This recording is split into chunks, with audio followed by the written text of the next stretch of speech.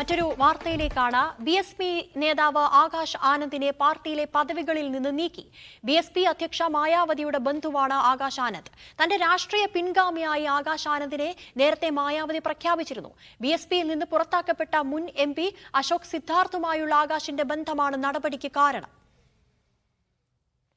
വിവരങ്ങളുമായി അരവിന്ദ് ചേരുന്നു. അരവിന്ദ്, എന്താണ് ഇത്തരത്തിലൊരു നീക്കത്തിന് പിന്നിൽ?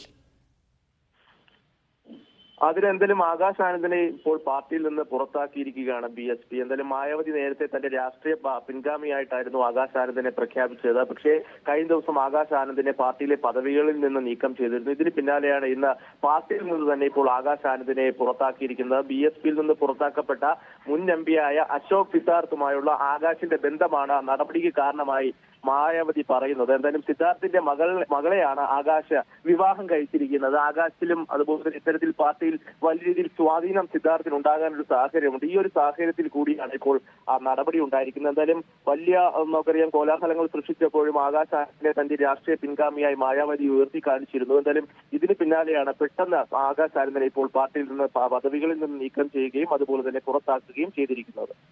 ശരി, BSP നേതാവ് ആകാശ് ആനന്ദിനെ പാർട്ടിയിലെ പദവികളിൽ നിന്ന് നീക്കി. മായാവതിയുടേതാണ് നടപടി. വിവരങ്ങൾ നൽകിയത് അരവിന്ദായിരുന്നു.